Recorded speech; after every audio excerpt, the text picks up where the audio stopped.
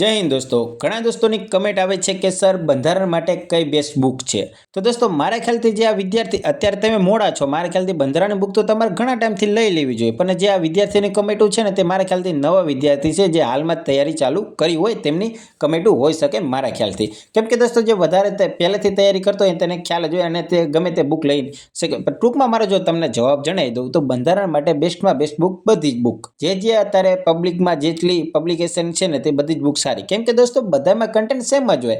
થોડું તમે હવે કેવી બુક લ્યો છો, તમે હાઈ લેવલની કઈ તૈયારી માટે તમે બુક લ્યો છો તે પ્રમાણે એ બુક હોય છે. એટલે કે ટૂંકમાં તમને જે બુક ગમે ને તે તમારે વાંચવી જોઈએ અને રીડ કરવાનું ચાલુ કરી દેવું જોઈએ. અને દોસ્તો બંધારણનું ભારણ 30 માર્કનું છે. મારા ખ્યાલથી તમારે બંધારણને સારી રીતે તૈયાર કરવું જોઈએ. એટલે મારા ખ્યાલથી તમે ટૂંકમાં દોસ્તો મારું કેવું એવું છે કે જો કોન્સ્ટેબલ પાસ કરી હોય તો પીએસઆઈ લેવલની તૈયારી કરવી પડે, અને જો પીએસઆઈ પાસ કરી હોય તો જીપીએસસી, એસટીઆઈ વગેરે ટૂંકમાં એવી તૈયારી કરવી પડે. ટૂંકમાં જીપીએસસી પાસ કરવી હોય તો યુપીએસસી લેવલની તૈયારી કરવી પડે. ટૂંકમાં તમે ગમે તે બુક લઈને વાંચવાનું ચાલુ કરી દો, બીજું કંઈ જ નહીં. અને દોસ્તો હાલો ને હું તમને બુક અત્યારે અમુક ટેગ કરું છું. અમુક દોસ્તો જે બુક ટેગ પબ્લિકેશનમાં જે અમુક પબ્લિકેશનની બુક હું ટેગ નહીં કરી શકું, એટલે કે બધી જ પબ્લિકેશનની બુક સારી છે. અમુક જે હું બુક ટેગ કરી શકું છું તે હું એમ નહીં કહેતો તે સારી છે, પણ તમે એક વખત જોઈ લેજો. તમારી રીતે જોવાની, તમારે જે લેવી હોય તે તમે લઈ શકો છો. અને મારા ખ્યાલથી બધી જ બુકો સારી જ હોય છે, અને બધી પબ્લિકેશનવાળા પોતાનું સારું બતાવવા માટે સારામાં સારું કન્ટેન્ટ આપતા જ હોય છે. એટલે બધી બુકો સારી જ હોય છે.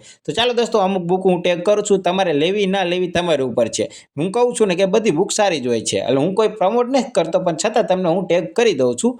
તો ચાલો તમે તે બુક તમે જોઈ શકો છો, તમારે જે લેવી હોય તે. ચાલો દોસ્તો મળીએ બીજા વિડીયોમાં. જય હિન્દ, જય ભારત.